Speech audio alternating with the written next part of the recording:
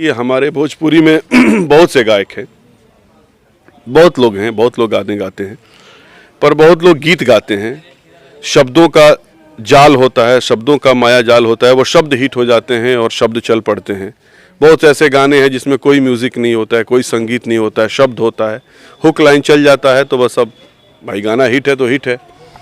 पर अगर बतौर गायक की अगर बात करें कि भाई कोई सिंगर जिसको बैठ करके हम सुनने का मतलब चाहत रखें, बीइंग ए म्यूजिक डायरेक्टर या कोई भी आदमी, तो उसमें से सुरीले सिंगरों में अगर किसी का नाम लिया जाएगा तो पवन सिंह है, कल्पना पटवारी हैं, आलोक हैं, जो कमाल गाते हैं, आलोक कुमार। भोजपुरी में हमारे उदित भैया, जिनके साथ कम से कम मैंने 100-150 गाने रिकॉर्ड किए हैं। कुमार सानू जी से किया है, विनोद राठौर जी से किया है, श्रेया से गाना रिकॉर्ड कराया, पलक मुच्छल से कराया, जावेद अली से कराया, सबके साथ काम किया है मैंने। तो उन लोगों के साथ जो काम करते हुए मुझे एहसास होता था कि हाँ, सिंगर जो आप कंपोजिशन बना रहे हो और जो गाने बनाया आपने, उस गाने को आप जितना सोचे हो उस लेवल तक परफॉर्म करने वाला एक सिंगर होता है। एक सिंगर वो होता है जो आपके परफॉर्मेंस, आपका जो गाना होता है उसको इस तरीके से परफॉर्म करता है कि गाना आउटस्टैंडिंग हो जाता है। मेरा अब तक का ये रिकॉर्ड रहा है कि पवन सिंह जी के साथ जितने भी गाने मैंने रिकॉर्ड किया है बतौर म्यूजिक डायरेक्टर, मैक्सिमम गाने सुपरहिट हैं और उन गानों को लोगों ने बहुत लाइक किया, पसंद किया। चाहे वो प्रतिज्ञा के गाने हो जो उनके साथ मैंने किया था, उसके बाद एक गाना नागिन में मेरे लिए वो गाए थे, वो भी गाना बहुत हिट हुआ था।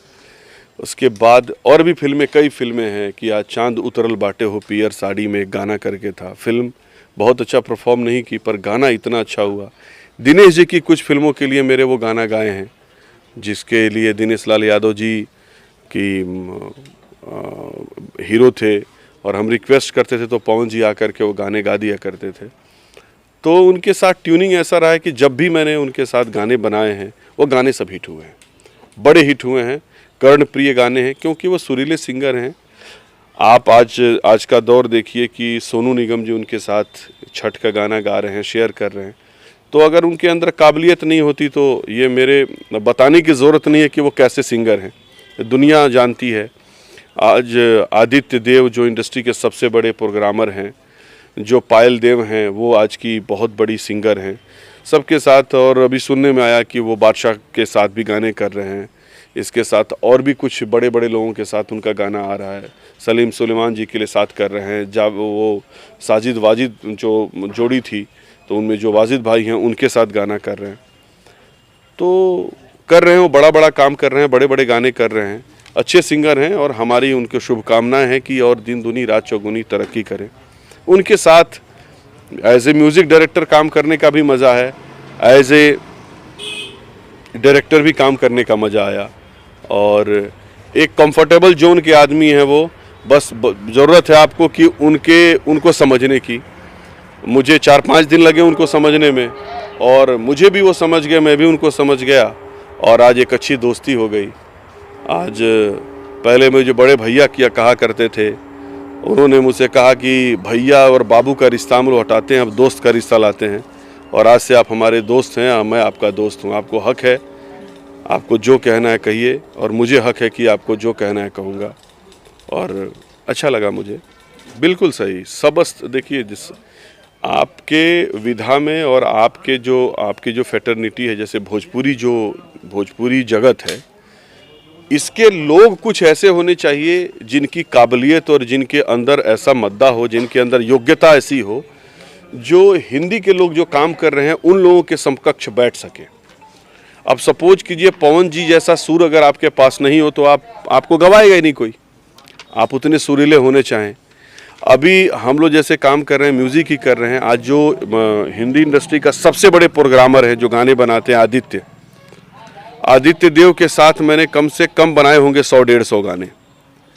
150 गाने लगभग आदित्य देव का मैंने रिकॉर्ड, मतलब उन्होंने बनाए हैं। और जब उनका स्ट्रगल पीरियड था तो हम लोग साथ में काम करते थे। भोजपुरी के कम से कम 10 फिल्मों में उन्होंने मेरे फिल्मों के लिए प्रोग्रामिंग किया। तो मेरे भी जो जर्नी हुई, शुरुआत हुई, वो सुखविंदर सिंह जी से हुई। मेरे पहले गुरु सुखविंदर सिंह जी, उनसे सीखा मैं। फिर भोजपुरी में आए तो हमारे ख्यालात और हमारी जो सोच है वो है कि बड़ा बड़ा कर सकते हैं हम लोग, और बड़ा करने की कोशिश कर भी रहे हैं। उसी के मद्देनज़र ये कदम है सब, जो ये प्रपंच जो हम कर रहे हैं वेब सीरीज़, वो भी एक कदम है। चाहे जो फिल्में मैंने किया वो सब भी एक कदम है। आपने देखा कि उन फिल्मों से लोगों का भी ग्राफ बढ़ा, मेरा भी ग्राफ बढ़ा, और प्लस भोजपुरी सिनेमा का भी एक, उसको मैंने धूमिल नहीं किया, उसको नीचा नहीं किया है। अगर मेरा योगदान है कि 2 पैसे की अगर मैं योगदान देकर उसको बढ़ाया हुई हूँ, मैं उसके 2 पैसा उसकी इज़्ज़त कम नहीं किया हूँ। तो चाहे वो फिल्में मेरी जो भी हो, मैंने रोमांटिक फिल्में बनाई, रोमांटिक फिल्मों के बाद मैंने सोचा कि नहीं, शिव जी के ऊपर मैंने एक डमरू फिल्म बनाई। आज भी कोई भी पर्व होता है शिव जी से रिलेटेड, चाहे महाशिवरात्रि हो, चाहे सावन का महीना हो, तो वो फिल्म लगातार चलती रहती है। मेरी कुछ फिल्में हैं, सहरा बांध के आऊँगा, मेहंदी लगा के रखना, ये सब फिल्में कंटिन्यू चलते रहती है चैनलों पे, तो दर्शकों का प्यार मिलता रहता है। तो ये बॉलीवुड और जो भोजपुरी वुड है, इन दोनों के बीच का गैप जो है उसको तभी भरा जा सकता है जब आप ऐसे योग्य लोगों के साथ काम करें जो यहाँ भी काम करने के लायक हैं और वहाँ भी काम करने के लायक हैं।